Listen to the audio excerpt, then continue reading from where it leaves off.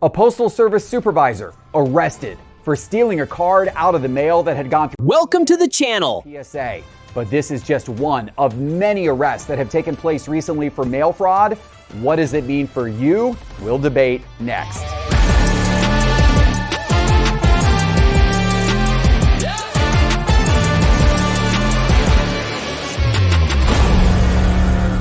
Hello, sports card investors, and welcome to another episode of Cards on the Table from the Arena Club studio here inside Cards HQ. Teapot Scott, we got him, baby. We got him. Let's go. There's another one out there. No, sir. Well, actually, first of all, we got her.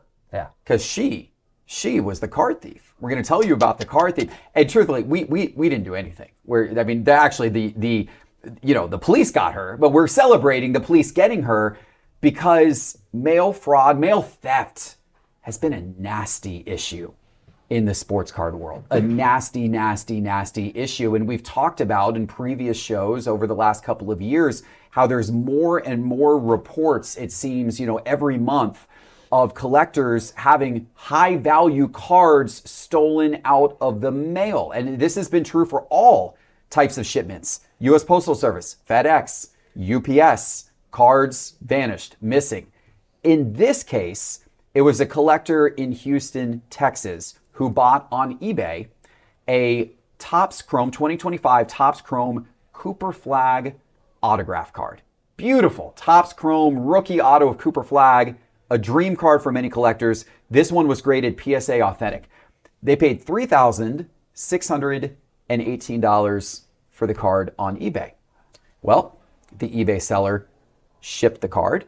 And of course, when you sell a card of that level through eBay, it goes through eBay's authenticity guarantee, which is handled by PSA. So the eBay seller ships the card, it goes to PSA's office where they certify the card as authentic, which they did. And then they repackage it in that special eBay packaging, and then they ship it to Houston for the person who bought the card. Well, the person in Houston who bought the card received the box in the mail. The eBay certified box just looked perfectly normal, received the box in the mail. They're so excited. Here's their $3,600 Cooper Flag rookie card. And they bring it into their living room and they cut the box open and they open it and the box is empty. Wow. The place where the card was supposed to be, there is nothing there. It is the eBay authenticity guarantee with nothing inside of it. It is empty. And the person inspected the package and realized that at some point along the way, the package had been sliced open and then resealed with additional tape added. So clearly, somebody took the card.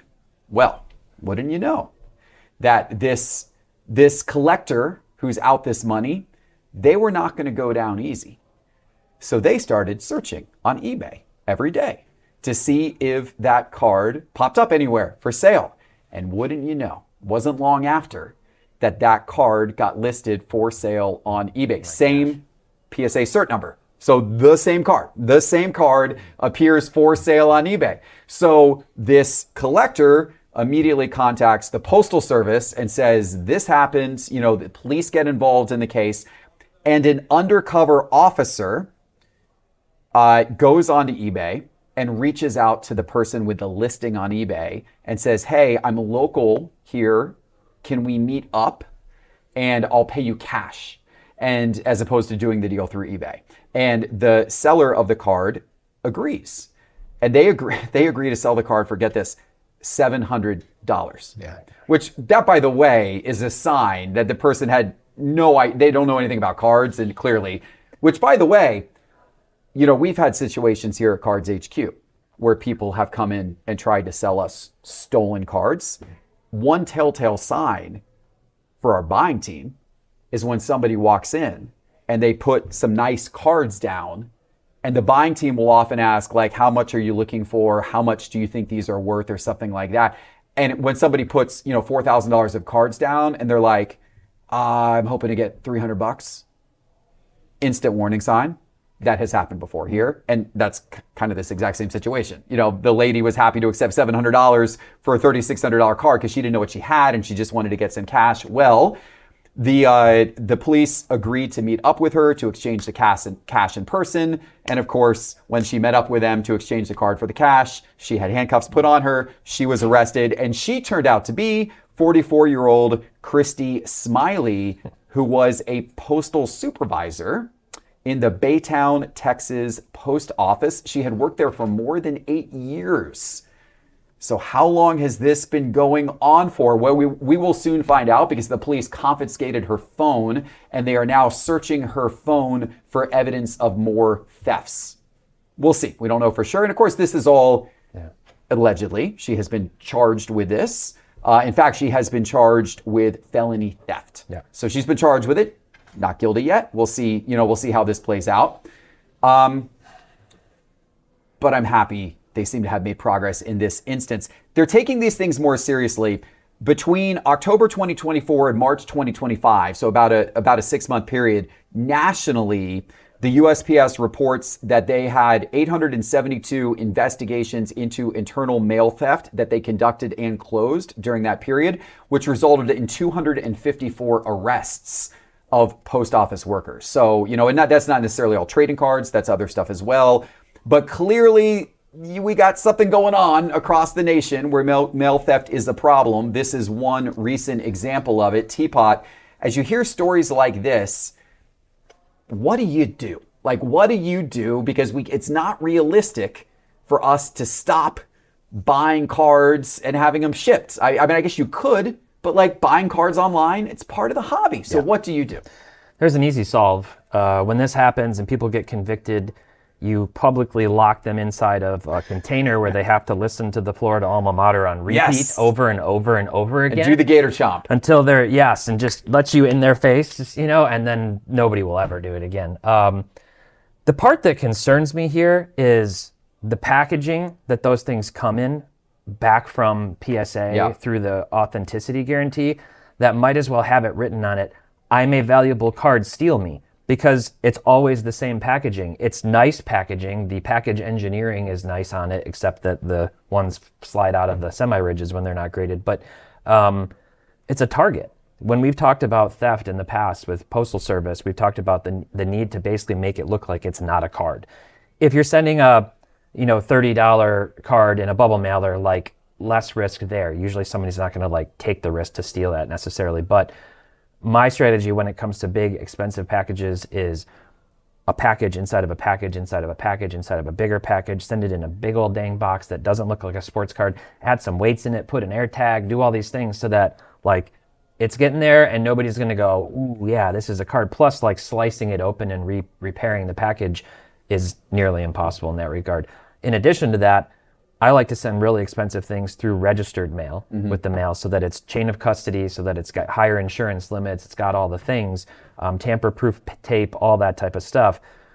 I don't know. What are you supposed to do about this? Now, the card theft, I guess, would have then been on eBay or PSA or whoever eats that cost when something gets stolen, but it still stinks. It's just in general, it's a big problem.